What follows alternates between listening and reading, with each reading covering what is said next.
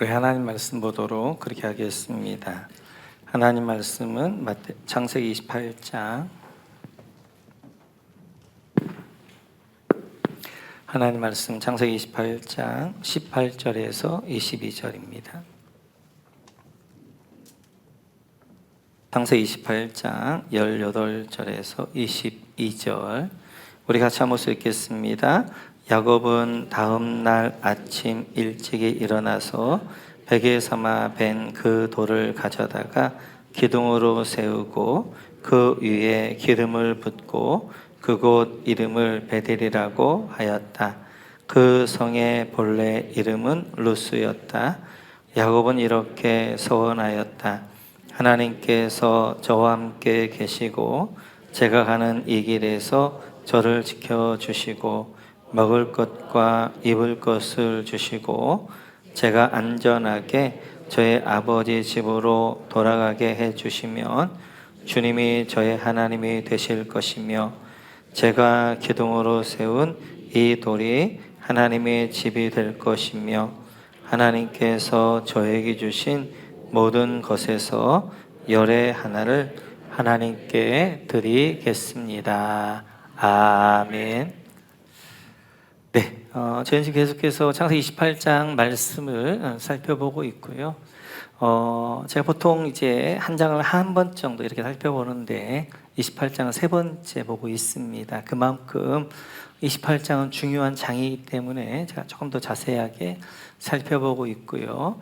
우리 지난해 살펴봤던 것처럼 베델의 야곱은 참 처량한 나그네 모습이었지요. 그래서 밤밑을 맞으면서 돌베개 하나 베고 자고 있는 이 야곱에게 하나님이 찾아오시게 되어졌고, 그래서 거기서 이제 하나님을 만나게 되어지면서 그 곳 이름이 루스, 길을 잘못 들었다라는 이제 말에서 베델, 하나님의 집 되어졌습니다. 그래서 하나님이 없는 인생은 바로 루스의 인생이라면 하나님이 찾아온 인생들은 베델, 하나님의 집이 되어진 인생이다라는 말씀을 함께 나누었고요. 이렇게 하나님이 꿈을 통하여서 이제 하늘에서 층기가 내려왔을 뿐만 아니라 천사 오락내락하게 되어지고 하나님이 또한 약속을 주십니다. 오늘 그 약속의 말씀을 우리가 살펴볼 터인데요. 우리 같이 한번 13절 말씀 보도록 그렇게 하겠습니다. 13절 같이 읽습니다. 주님께서 그 층계 위에 서서 말씀하셨다. 나는 주 너의 할아버지 아브라함을 보살펴준 하나님이요 너의 아버지 이삭을 보살펴준 하나님이다. 네가 지금 누워있는 이 땅을 내가 너와 너의 자손에게 주겠다. 아멘. 첫째 줄에 보면 그 층계 위에 서서 말씀 밑줄 그어주시고요. 층계가 보인 것이 아니라 하나님의 층계 위에서 말씀하셨는데 세 가지 약속을 주십니다. 젤로 밑에 줄에 보게 되어지면 이 땅을 내가 너와 너의 자손에게 주겠다. 밑줄 그어주시고요. 땅에다 동그라미 쳐주시고, 첫 번째는 땅에 대한 약속입니다. 땅에 대한 약속을 주셨고, 자, 두 번째는 14절 같이 한번 읽어볼까? 시작. 너의 자손이 땅의 티끌처럼 많아질 것이며 동서남북 사방으로 퍼질 것이다. 이 땅 위에 모든 백성이 너와 너의 자손 덕에 복을 받게 될 것이다. 여러분, 첫째, 너의 자손이 땅의 티끌처럼 많아질 것 밑줄 그어주시고 자손에 동그라미 쳐주시고, 두 번째 약속은 자손에 대한 약속입니다. 세 번째는 그 밑에 줄을 보시면 이 땅에 거기서 밑줄 긋습니다. 이 땅의 모든 백성이 너와 너의 자손 덕에 복을 받게 될 것 밑줄 그어주시고, 복에다 이제 동그라미 쳐주시고 축복의 통로에 대한 약속을 주셨어요. 이렇듯이 이 땅을 내가 너와 너의 자손에 줄 것이며 내 자손이 땅의 티끌처럼 많아질 것이며 너의 자손은 이제 너와 너의 자손은 복의 통로가 될 것이다 라는 세 가지 약속을 주십니다. 이 세 가지 약속은 아브라함이 주셨던 약속이었어요. 아브라함을 하나님 부르셨을 때 해가 약속을 주셨는데 내가 너로 이제 자손이 하늘별과 땅과 같이 많게 할 것이고 이 땅을 줄 것이고 내가 너로 말미암아 모든 민족의 복을 받을 것이다라는 약속을 주셨는데 그 약속을 그대로 지금 누구에게? 야곱에게 다시 한번 주시고 있습니다. 오늘 이 약속을 받으면서 야곱은 굉장히 마음이 든든하고 위로와 힘을 얻었을 거예요. 왜냐하면 지금 야곱은 부엘세바를 떠나면서 그에게 이런 마음도 있었을 것입니다. 이제 나는 하나님의 언약에서 끊어진 자인가? 아니면 하나님은 나를 버리셨나? 뭐 이러한 이제 고민들 가운데 베델에 누웠을 거예요. 네, 하나님이 그의 야곱의 고민을 아시고 찾아오셔서 말씀하시는 거예요. 아니야, 내가 너를 통하여서 네 할아버지 아브라함과 이삭이 줬던 그 약속 너를 통해 이룰 거야. 너는 언약의 계승자야. 내가 너 버리지 않았어 라고 하나님이 오늘 찾아오셔서 말씀해 주시는 거예요. 그렇습니다. 하나님은 많은 경우 우리가 고민하고 있는 것들 가운데 찾아와 주신 분이세요. 설교 말씀을 통하여서 찬양할 때 목장 모임 통하여서 하나님 말씀하여 주시고 그 말씀들을 통하여 위로받게 하시는 것들을 볼 수 있습니다. 이렇게 하나님이 세 가지 약속을 주실 뿐만 아니라 야곱에게만 네 가지 또 약속을 주십니다. 그것이 바로 이제 15절인데요. 15절 보시면 첫 번째 약속 이것입니다. 같이 내가 너와 시작. 내가 너와 함께 있어서 밑줄. 이게 첫 번째 약속이에요. 지금 야곱에게 말씀하시기를 내가 너와 함께 할 거야. 네가 어디로 함께 할 거야. 두 번째 약속입니다. 같이 시작. 네가 어디로 가든지 너를 지켜주며 밑줄 그어주시고 두 번째 약속이에요. 지켜주겠다는 약속입니다. 내가 너와 함께 할 뿐만 아니라 내가 널 책임져 줄 거야 라고 약속하시고 세 번째 약속입니다. 같이 시작. 내가 너를 다시 이 땅으로 돌아오게 하겠다. 밑줄 그어주시고 세 번째 약속이에요. 뿐만 아니라 내가 너와 함께 할 것이고 내가 너를 지킬 것이고 이 땅으로 내가 다시 너를 돌아오게 할 거야 라고 약속하셨어요. 그 다음 같이 시작. 내가 너에게 약속한 것을 다 이루기까지 내가 너를 떠나지 않겠다. 밑줄 네 번째 약속한 걸 다 이루기까지 너를 떠나지 않을 거야 라고 하나님이 말씀하시게 되어져요. 그래서 이제 첫 번째 세 가지 약속은 아브라함에 주셨던 약속을 다시 한번 반복하면서 내가 너를 통하여 언약을 이룰 것이다 라고 말씀하여 주셨고 그리고 15절부터 있는 네 가지 약속은 야곱에게 주신 약속이에요. 근데 야곱에게 주신 약속, 네 가지 약속을 보면 하나로 정리할 수 있어요. 그것은 하나님 내가 너로 하여금 이 땅에 다시 돌아오게 할 것이다 라는 약속입니다. 이 땅에 돌아올 때까지 내가 너와 함께 할 것이고 내가 너를 지켜줄 것이고 내가 떠나지 않을 것이다 라고 말씀하게 되어져요. 그러면 우리 안에 이런 질문이 있을 수 있습니다. 하나님이 떠나지 않게 하지 왜 그 힘든 하나로 떠나게 한 다음에 내가 함께 할 것이고 지킬 것이고 다시 돌아오게 할 것이고 아니 돌아오게 할 거라면 떠나지 않게 하면 얼마나 더 좋은가? 라는 그런 질문이 있을 수 있어요. 네. 만약 야곱에게 이 땅을 주는 것만이 목적이었다면 그냥 하나님이 이 땅을 안 떠나게 할 수 있습니다. 그러나 중요한 것은 야곱에게 이 가나안 땅 약속의 땅을 주는 것뿐만 아니라 야곱이 가나안 땅을 이제 살아갈 만한 사람의 영적 수준이 되어져야 돼요. 그래서 하나님이 지금 그를 하란으로 보내신 이유는 그를 사람 만들기 위해서 그런 거예요. 약속의 땅에 합당한 사람, 그 약속의 땅 하나님의 그 약속을 누릴 수 있는 그 사람으로 만들기 위하여서 하나님이 이제 그를 이 땅 가나안 땅 약속의 땅을 떠나서 하란으로 보내시는 것입니다. 그래서 야곱이 가나안 땅을 떠날 때 이름이 야곱이었어요. 남의 뒷발꿈치를 잡는 자였어요. 사기꾼 같은 모습이었어요. 그랬던 야곱이 돌아올 때는 어떤 모습으로 돌아오게 되어지는가? 우리 32장으로 한번 넘어가 보실까요? 32장 28절. 32장 28절입니다. 같이 읽습니다. 시작. 그가 날이 새려고 하니 죄송합니다. 28절이니까 시작. 그 사람이 말하였다. 네가 하나님과도 겨루어 이겼고 사람과도 겨루어 이겼으니 이제 내 이름은 야곱이 아니라 이스라엘이다. 여러분, 야곱이 아니라 이스라엘이다. 밑줄 그으시고 이스라엘에 동그라미 쳐주시고, 돌아올 때는 뭐가 되어진 거예요? 이스라엘이 되어진 거예요. 야곱이라는 것은 남의 뒷발꿈치를 잡았다, 사기꾼, 이런 야곱이 하란에서 어떻게 훈련받은 다음에 돌아올 때 뭐가 되어진 거예요? 이스라엘. 하나님과 겨루어 이긴 사람, 하나님과 상대한 사람이 하나님 나라에 합당한 사람이 되어진 거예요. 그래서 하나님께서 하란에 보내시는 이유는 하란에 보내서 이제 야곱을 돌려가게 하는 거예요. 이제 야곱보다 더 엄청난 라반을 만나서 그 안에서 엄청난 돌려가기를 해서 그 야곱, 모난 야곱이 이스라엘을 만들어 가시는 거예요. 많은 분들이 그렇게 생각할 때가 있습니다. 그냥 우리 예수 믿으면 좀 평안한 길로 좋은 일만 있으면 좋지 않을까? 만약 이 땅이 우리의 전부라면 그럴 수 있지요. 우리가 가야 될 그 하늘나라는 이제 가기 위하여서는 이 땅에서 하나님 나라에 합당한 사람이 되어져야 돼요. 그러기 위해서 이 땅에서 하나님 우리를 돌려가기를 하기 시작하는데, 고난을 통하여서 또 사람과의 갈등을 통하여서 어려움들을 통하여서 야곱이었던 나를 하나님 깎아가기 시작합니다.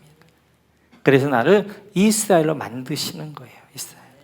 그러니까 고난이 그 당시는 좋아 보이지 않아도 그 고난의 결과 후에 보게 되어지면 열매들이 있게 되어지고 내 변화가 있게 되어지는 거예요. 그러면 하나님이 야곱을 어떻게 돌려가게 하시는가 하는 것들은 29장부터 살펴볼 거예요.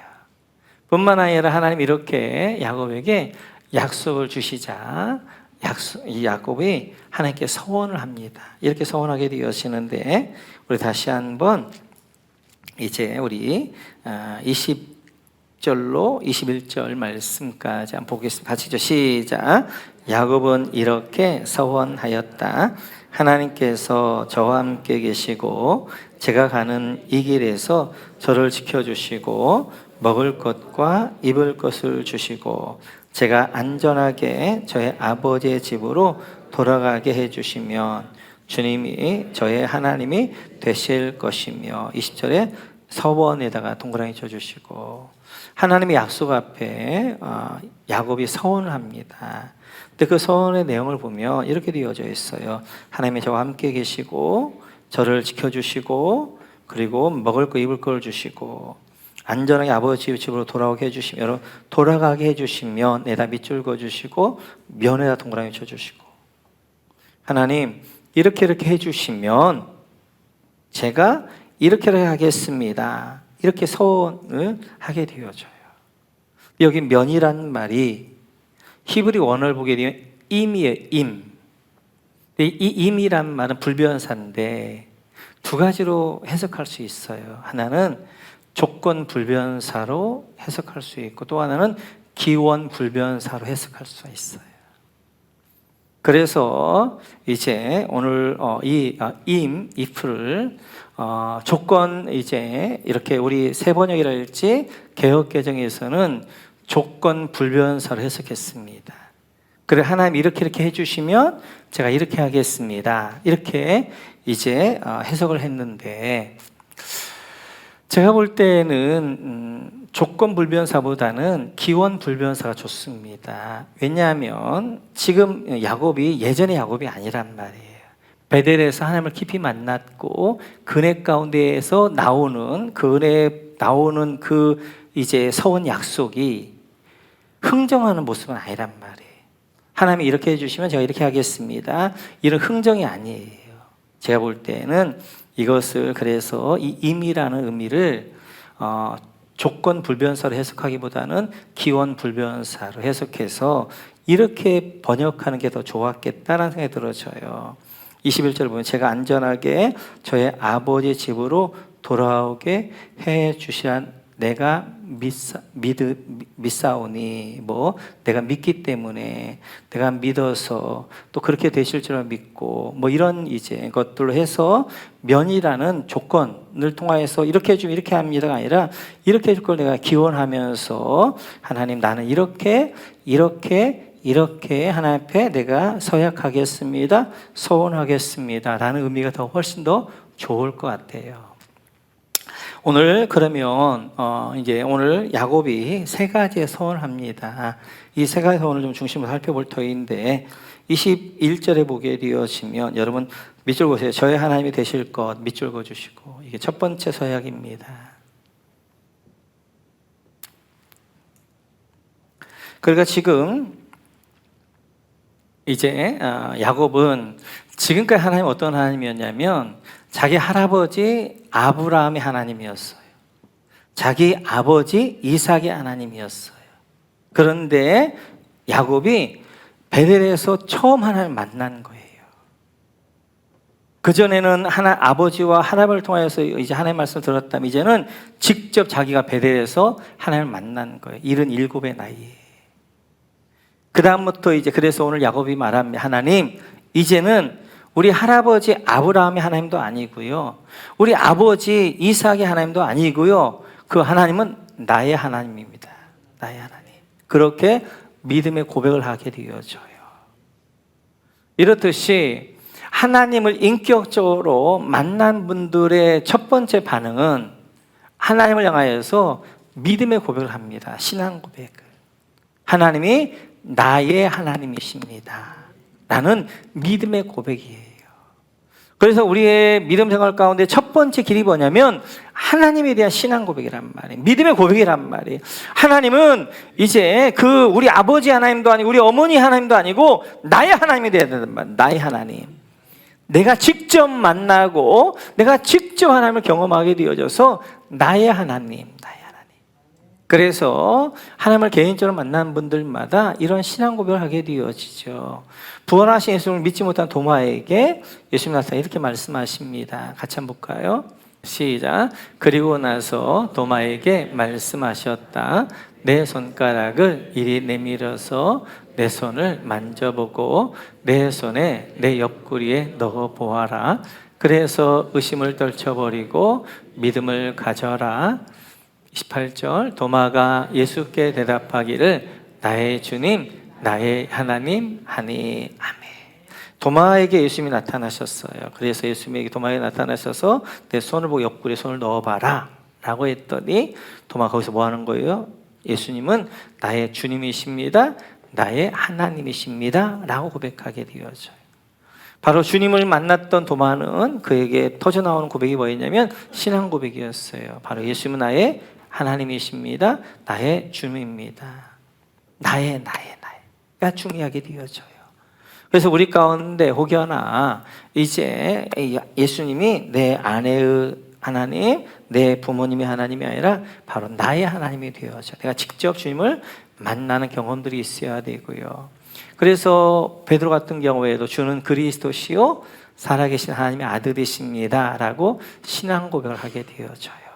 이렇듯이 하나님 만난 사람의 첫 번째 반응은 바로 하나님께 신앙 고백, 바로 하나님이 나의 하나님입니다 라고 고백하게 되어지고요. 두 번째는 이런 고백을 하게 되어집니다. 우리 한번 22절 같이 읽어보도록 하겠습니다. 22절 같이 읽죠. 제가 기둥으로 세운 이 돌이 하나님의 집이 될 것이며 하나님께서 저에게 주신 모든 것에서 열의 하나를 하나님께 드리겠습니다. 여러분, 이 돌이 하나님의 집 밑줄 그어주시고, 두 번째 서원을 하나님, 이 돌이 하나님의 집이 될 것입니다 라고 고백하게 되어져요. 이 돌 어떤 돌이었어요? 이제 야곱이 돌베개하고 베었던 그 돌을 이렇게 이야기하는 것입니다.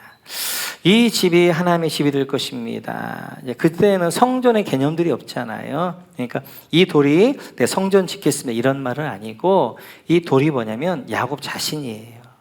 그러니까 지금 야곱 자신이 이제 벌판에서 돌 하나 베고 있는데 그 돌이 바로 자신이란 말이에요. 이 돌, 내가 이제는 하나님의 집 베델 되겠습니다. 베델 되겠습니다. 그래서 이제는 야곱이 베델이 되어지는 거예요. 하나님의 집이 되어지고 하나님이 임재하시는 곳이 되어지고 하나님이 함께하는 삶이 되어지고, 하나님이 내가 이제는 하나님의 집 베델, 하나님의 영광이 많은 곳이 되겠습니다 라고 고백하게 되어지는 거예요. 그래서 이렇게 하나님을 개인적으로 이제 깊이 있게 만난 사람의 두 번째는 하나님께 헌신하게 되어집니다. 로마서 12장 1절을 보게 되어지면 너희 몸을 거룩한 산 제물로 드리라 라고 말씀하게 되어져요.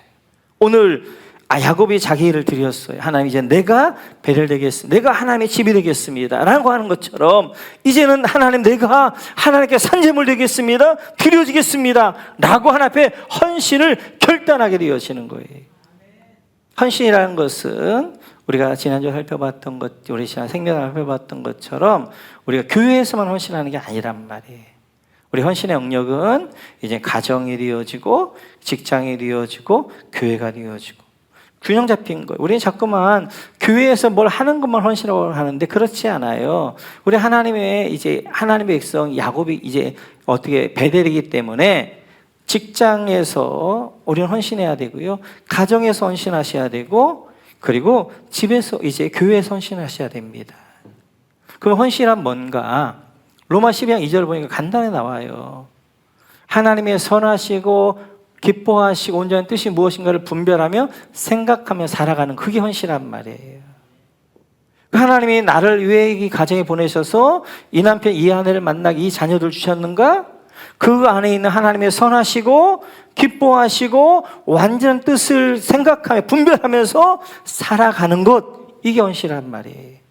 직장도 마찬가지예요. 하나님 나를 왜 직장 가운데 인도하셨는가? 이 시대에 왜 이 위치에 있게 하셨는가? 그 하나님의 선하시고 완전히 기뻐하시고 완전한 뜻을 분별하며 생각하며 그 하나님의 뜻에만 순종하면서 살아갈 때 그곳이 헌신되어진 곳이 되어진단 말이에요.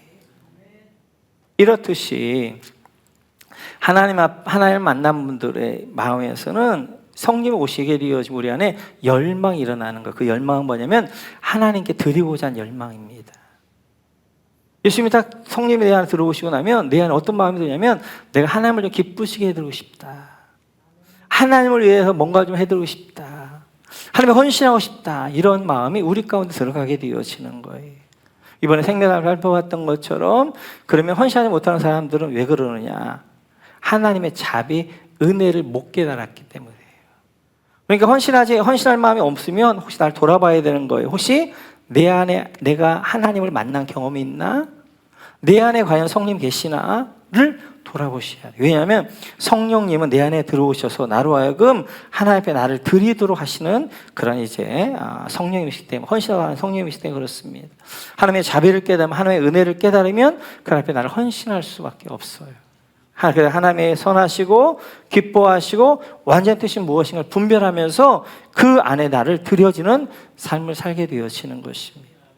세 번째, 야곱이 이렇게 서원하게 되어져요. 우리 한번 22절 계속해서 보시면 이제 밑줄 그으시는데 이제 밑에서 두 번째 줄이요. 주신 모든 것에서 열의 하나를 하나님께 드리겠습니다. 밑줄 그어주시고, 야곱이 세 번째 서원합니다. 하나님, 주신 모든 것에 열의 하나 10의 1, 11조를 드리겠습니다 라고 말씀하게 돼요. 그 당시는 11조는 율법이 있었던 것도 아니었고 헌금도 있었던 것도 아니었단 말이에요. 그러나 믿음의 사람들이 이제 믿음으로 하나님을 만나게 되어지면 아브라함도 11조를 드리게 되어지고 야곱도 11조를 헌신하고 서약하는 것처럼 11조의 고백이 있게 되어집니다. 근데 여기 11조라는 것은 물질만 이야기하지는 않아요. 이 11조는 어떤 의미냐면 하나님이 나의 주인이십니다 라는 고백입니다. 주신 모든 것 하나님이 주셨습니다. 하나님의 것입니다. 그 하나님의 것인데 하나님 앞에 10의 1을 올려드리는 거예요. 드리는 거예요. 고백이에요. 그래서 여러분 11조나 이런 것들은 물질이 아니에요. 돈이 아니에요. 그건 믿음의 고백입니다. 하나님이 내 삶의 주인이십니다. 하나님이 내 삶의 내 물질의 주인이십니다 라고 해서 하나님 앞에 10분의 1을 올려드리는 것이 믿음의 고백이 되어지는 거예요. 그래서 우리는 물질 11조 더하기 시간의 11조 더해서 하나님 내 시간의 주인 하나님이십니다 하나님 앞에 드리게 되어지고, 우리의 이 인생의 11조를 드린 분들도 계시게 되어지고 이렇게 되어지죠. 그래서 이제 오늘 야곱이 하나님 이제 내 인생 이제 하나님이 주인이십니다. 하나님의 주인인데 그 하나님 앞에 내가 열의 하나를 드려서 하나님의 나의 주인 되심을 내가 고백하며 하나님 앞에 드리겠습니다. 11조에 결단하게 되어진 것들을 볼 수 있습니다. 이렇듯이 우리는 제가 저번에도 말씀드렸던 것처럼 성경은 헌신하라고 그러지 헌심하라고 하지 않거든요. 그러니까 우리가 주님을 만나게 되어지면 그 하나님 앞에 우리가 결단하게 되어져요. 헌신하게 되어져요. 그리고 그 하나님 앞에 우리가 이제 약속하게 되어집니다. 세 가지 반응인데 첫째는 바로 신앙의 고백이죠. 하나님이 나의 하나님이십니다. 두 번째는 하나님 이제는 내가 베델 되겠습니다. 하나님의 집이 되겠습니다. 하나님 헌신하겠습니다. 세 번째는 하나님이 내 인생의 주인이십니다. 내가 10의 1 드리겠습니다. 라고 결단하게 되어져요. 오늘 이제 창세기 28장은 이런 내용으로 마무리하게 되어집니다. 야곱에게 있어서는 그 인생 가운데 가장 중요한 순간이 베델 사건이 되어져요. 그래서 이 베델은 계속해서 야곱과 연결되어지면서 야곱이 인생 가운데 가장 힘들고 어려울 때 베델로 올라가게 되어요. 오늘 이제 야곱이 살면서 힘들었던 인생의 두 번의 시간들이 있었습니다. 한 번은 하란에서였어요. 하란에서 이 20년의 세월을 있게 되어지는데 이때 라반에게 10번이나 변개하면서 이렇게 너하고 이렇게 이제 언약을 맺잖아요. 계약을 맺잖아요. 그런데 그 계약을 맺으면 야곱이 부자가 되어지는 거야. 계약 없었던 거야. 또 계약을 바꾸고 그래서 10번이나 계약을 변개시킵니다. 굉장히 많이 어려움을 당하게 되어져요.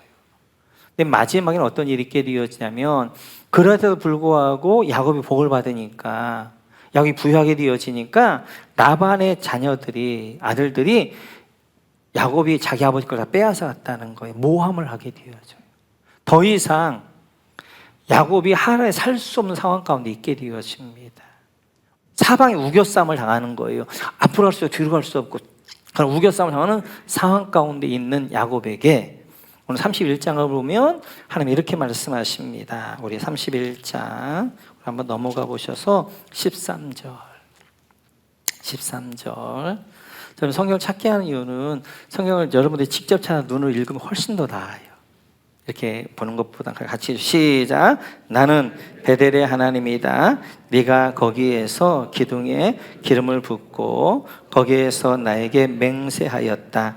이제 너는 곧 이 땅을 떠나서 네가 태어난 땅으로 돌아가거라 하고 말씀하셨소. 여러분 나는 베델 하나님이다. 밑줄 그어주시고 베델에 동그라미 쳐주시고 하나님이 자신을 뭐라고 하는 거예요? 야곱에게 나는 베델의 하나님이야. 베델에 널 만난 하나님이야. 그러면서 그 절을 밑에 돌아가거라 밑줄 그어주시고 지금 베델의 하나님이 이 야곱에게 어디로 돌아가는 거예요? 베델로 돌아가라는 거예요. 베델로 올라가라는 거예요. 지금 사방이 우겨싸움을 당하여서 갈 바를 알지 못하는 야곱에게 하나님이 딱 지목하여 말씀하십니다. 너는 베델로 올라가라 라고 말씀하셔요. 네가 이제 기둥에 기름을 붓었던 그곳, 맹세했던 그곳 베델로 올라가라 라고 말씀하십니다. 그래서 이제 이 말씀에 따라서 야곱이 하란을 떠나서 가나안 땅으로 돌아오게 되어지죠. 돌아와서 그의 목적지는 베델이었는데 오다가 세겜에서 그냥 머물러요. 왜냐하면 베델은 허허벌판이에요. 가면 모든 걸 새로 개척을 해야 돼.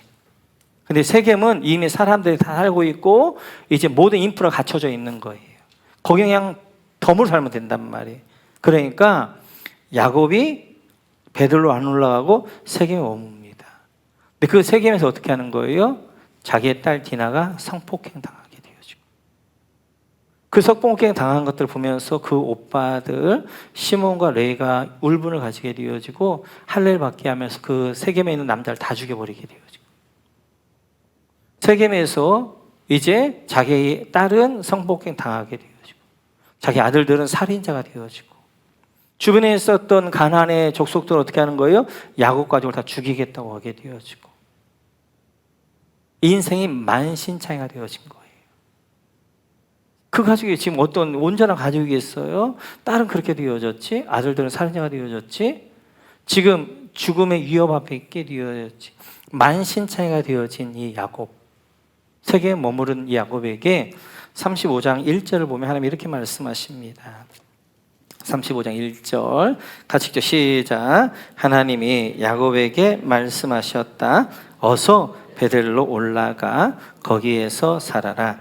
네가 너의 형 에서 앞에서 피해 도망칠 때 너에게 나타난 그 하나님께 제단을 쌓아서 바쳐라. 아멘. 여러분, 어서 베델로 올라가 밑줄 그어주시고, 이렇게 인생의 만신창이가 되어진 야곱에게 베델로 올라가라 라고 주님이 말씀하신단 말이에요. 야곱의 인생에서 정말 너무너무 힘들었던 이 순간, 바로 세겜에서 이제 이렇게 사방에 우겨싸움을 당한 그 상황 가운데 하나님은 베델로 올라가라 말씀하시고, 세겜에서 인생이 찢겨진 만신창이 되어진 그 이제 야곱에게 하나님은 베델로 올라가라 라고 말씀하신단 말이에요. 마찬가지입니다. 우리 인생 가운데에서도 세겜이랄지 하나님과 같은 상황 아니더라도 어려움 가운데 있는 분들, 영적인 어려움 가운데 있고 여러 가지 어려움 가운데 있는 분들에게 하나님은 늘 우리에게 뭐라고 말씀하냐면 너의 베델로 올라가라 라고 말씀하셔요. 그럼 베델이 어떤 곳이냐 하는 거예요. 왜 베델로 올라가냐 하는 거예요. 베델로 올라가야 거기에 문제 해결이 있습니다. 베델의 회복의 역사가 있게 되어져요. 그래서 늘 하나님은 우리로 하여금 베델로 올라가라, 베델로 올라가라 라고 말씀하게 되어져요. 베델이라는 것은 어떠한 장소가 아니라 어떠한 영적 상태입니다. 그러면 야곱에게 베델은 어떤 의미가 있는가? 베델은 어떤 곳이었는가? 어떤 곳이었기에 하나님은 이렇게 만신창이가 되어졌고 사방에 우겨싸움을 당하고 있는 야곱에게 베델로 올라가라 라고 일관적으로 말씀하시는가 하는 거예요. 베델은 야곱에게 첫 번째 첫사랑의 장소입니다. 야곱이 하나님을 처음 만났던 곳이 베델이었어요. 베델.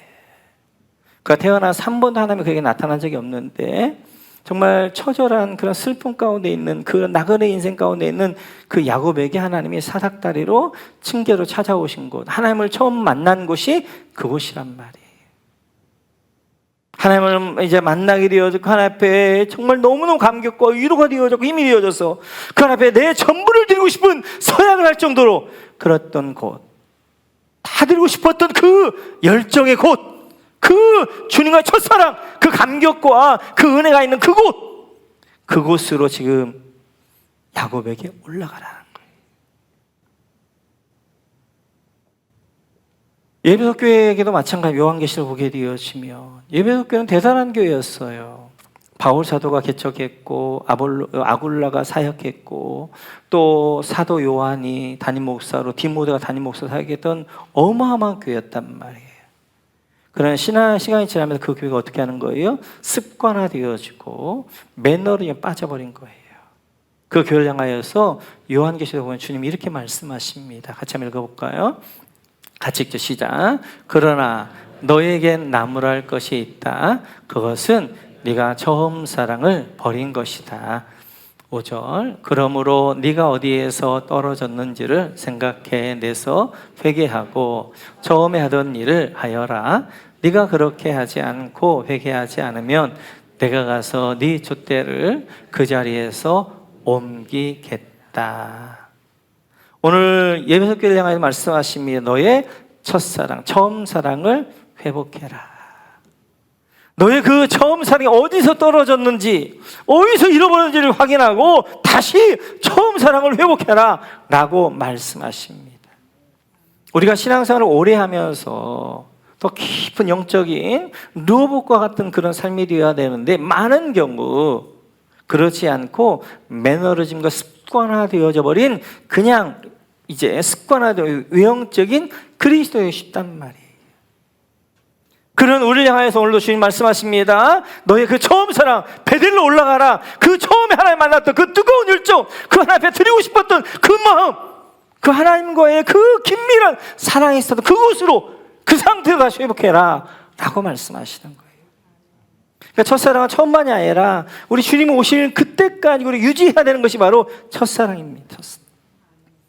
그래서 혹시 내 안에 첫사랑을 잃어버리고 무미건조하고 습관화되어져 버리고 그리고 굉장히 이제 이렇게 규격화되어져 버린 그럼 이제 신앙생활하고 있다면 우리에게 주님 말씀하시는 거예요. 너희 처음 살아. 너희 베델로 올라가라. 정말 주님 만나 처음 만났던 그곳, 내가 눈물 콧물 흘리면서 하나님 앞에 헌신했던 그곳으로 올라가라 라고 말씀하게 되어지는데 우리 안에 첫사랑을 회복하는 여러분 모두가 되시기를 주님의 이름으로 축원합니다. 두 번째, 베델은 야곱에게 있어서 하늘문이 열린 곳이었어요. 베델에 있을 때 하늘이 열리면서 사닥다리가 내려오게 되어졌는데, 층에 내려오게 되어졌는데, 이렇듯이 하늘문이 열린 곳으로 올라가야 되는 거예요. 지금 하란은 어떤 곳이냐? 이제 이 야곱이 20년 동안 하란에 있습니다. 근데 하란을 여러분 잘 이제 우리가 앞으로 볼 터인데 보면 야곱한 일이 두 가지예요. 하나는 결혼하고 애 낳고, 하나는 이제 부자가 되고 이것밖에 없었어요. 그래서 이 20년 동안 7년 동안 나이를 위해 수고하잖아요. 그리고 7년이 지났으니까 한 14년 정도는 뭐 하는 거예요? 4명의 아내 얻고 11명의 아들 낳는 일만 해요. 그리고 또 하나 야곱이 하는 일은 어떻게 하면 외삼촌 라반에 있는 것을 뺏어서 내 거가 될 것인가, 내가 어떻게 부자가 될 것인가, 이것만 하고 있단 말이에요. 나중에는 어떻게까지 하는 거예요? 냇가에 대해서 이제 양들을 데려가지고 새끼를 베게 해가지고 점인 거 이제 아롱진 것을 다 자기가 하게 되어지고, 라반의 자녀들이 보니까 자기 양은 적은데 야곱의 양만 많은 거예요. 그러자 이 야곱이 우리 아버지의 양을 훔쳐갔다라고 하면서 이제 모함하게 되어지는 두 가지를 한 거예요. 그냥 이제 아내 얻고 자녀, 물론 가정을 이룬다는 게 잘못된 게 아니라 야곱은 거기에서 보게 되어지면 쾌락의 금송아지가 하늘을 닫게 되어지고 물질만 쫓아다녔단 말이에요. 어떻게 하면 부자가 될까요? 어떻게 하면 만약을 가질 거기만 쫓아다녔단 말이에요. 이런 물질의 금송아지가 그를 하늘을 딱 막고 있었단 말이에요. 그러니까 지금 하란이라는 곳은 야곱에게 하늘문이 닫힌 곳이에요.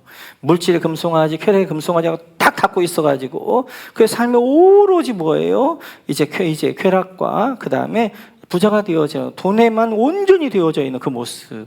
이제 그 모습이 아니라 다시 베델 하늘문 열린 곳으로 올라가라라고 주님 말씀하시게 되어져요. 세겜도 마찬가지예요. 세겜도 이제 하나님의 베델로 올라가라 해서 가나안 땅에 오다가 베델에는 이제 이렇게 허허벌판이 되어지니까 모든 걸 새로 시작해야 된단 말이에요. 근데 세겜은 다 잘 되어져 있어요. 거기 얹혀만 살면 되는 거예요. 세상의 금송아지를 어떻게 하는 거예요? 세겜에서 탁 막아버린 거예요. 영적으로. 그러니까 하늘문이 닫힌 거예요. 그러니까 거기에서 결국 어떻게 하는 거예요? 만인장 인생이 되어진 거예요. 그래서 다시 어디로 올라가라? 하늘문 베델로 올라가라 말씀하게 되어지는 거예요. 우리가 지금 우리의 삶 현장이 하란이 될 수도 있고 세겜이 될 수도 있단 말이에요. 제가 살펴봤던 것처럼 사탄은 우리를 어떻게 하면 금송아지를 탁 만들어놔서 하늘문이 닫힌 신앙생활을 하고 있단 말이에요. 그러면 다시 우리 어디로 올라가냐? 베델로 올라가야 되는 거예요. 하늘문이 열린 곳에 올라가야 돼요. 내 안에 금송아지를 깨내야, 부셔야 된단 말이에요. 그리고 하늘문 열린 신앙이 되지 않으면 우리는 다 무미건조하면서 영적으로 죽어가는 그러한 이제 마치도 뜨거운 물에 개구리처럼 삶아져가는 인생이 되어진단 말이에요. 그래서 베델은 바로 하늘문이 열린 그곳. 그래서 내가 지금 하늘문이 열려 있는가 확인해 보시고, 그래 하늘문이 닫힌 신앙생활을 하고 있다면 하늘문이 열린 베델로 올라가라. 주님 말씀하신 것처럼 우리 다시 베델로 올라가서 내 안에 금송아지를 제거하고 그리고 하늘문 열린 신앙생활이 되셔야 됩니다. 세 번째는 그가 이제 결단했던 것이 내가 이제 그 세 번째 베델은 야곱에게 있어서 헌신의 장소였어요. 헌신. 그래서 이제 거기서 주님을 만난 다음에 그가 세 가지 헌신을 하잖아요. 서원하잖아요. 하나님, 이제 하나님이 나의 하나님이십니다. 뿐만 아니라 이제 내가 베델 되겠습니다. 하나님 앞에 헌신하겠습니다. 하나님 앞에 드려지는 삶이 되겠습니다. 세 번째 11조 드리겠습니다 라고 헌신의 장소란 말이에요. 세겜에서는 지금 그러지 못하고 있단 말이에요. 세겜이나 하란에서는 그래 다시 한번 어디로 헌신의 자리로 올라가라 라고 말씀하게 되어져요. 그래서 베델, 네가 하나님과 약속했던 그곳, 하나님의 헌신을 결단했던 그곳, 다시 하나님의 헌신했던 그곳, 그 헌신으로, 그 약속으로 네가 하나님 앞에 뜨겁게 만났을 때 하나님 내가 이렇게 살겠습니다 라고 했던 그 약속을 기억하고 그 자리로 그곳으로 올라가라 라고 주님이 말씀하시는 거예요. 사랑하는 성도 여러분, 우리 인생 가운데 때때로 하나님에 있을 때 있고 세겜에 있을 때 있고 어려운 가운데 있을 때 있을 수 있습니다. 근데 그때 해결책은 베델로 올라가는 거예요. 베델의 해결책이 있는 거예요. 베델이.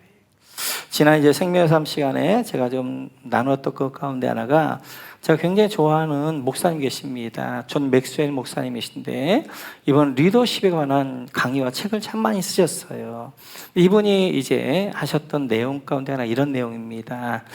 계곡에 있을 때는 절대 결정을 하지 말고 산 위로 올라가라 이 말을 하셨어요. 리더십도 굉장히 중요합니다. 그래서 리더들이 절대 계곡에 있을 때 어떤 결정을 내리면 안 되는 거예요. 어디로 올라가야 되면 산 위로 올라가서 거기서 결정을 내리시는 거예요. 우리는 때때로 계곡에서 길을 잃어버릴 때가 있단 말이에요. 그럼 그 계곡에서 어떻게 하는 거예요? 골짜기에서 막 길을 찾아 헤맨단 말이에요. 그러다가 잘못된 길로 들었으면 진짜 길을 잃어버리게 되어져요. 그리고 골짜기에서 계곡에서 길을 잃었으면 어떻게 해야 될 것이냐? 빨리 산 위로 올라가야 된단 말이에요. 산 위로 딱 올라가게 되면 내 목적지가 보이게 돼요. 아, 저기 가야 되나? 그러면 그 길이 보이게 돼요. 그 길로 그 방향으로 가야 이제 거기서 찾을 수가 있게 되어져요. 많은 분들이 골짜기의 계곡에서 결정합니다. 인생 굉장히 어려운 가운데 있을 때 어떤 결정들을 내리게 되어져요. 그런데 이때는 이제 우리가 굉장히 감성적이 되기 쉬워요. 그래서 올바른 결정을 내리기가 어렵습니다. 그래서 잘못된 결정을 내려가지고 또 더 깊은 수렁에 빠지게 되어지고 더 깊은 이제 진짜 길을 잃어버리는 경우들이 많이 있어요. 이때는 산 위로 올라가셔야 돼요. 산 위로 올라가서 거기서 회복된 다음에 보시고 결정을 내리셔야 돼요. 많은 분들이 영적으로 좀 슬럼프가 있게 되어지면 거기서 결정을 내리면서 나는 목자를 못하겠다.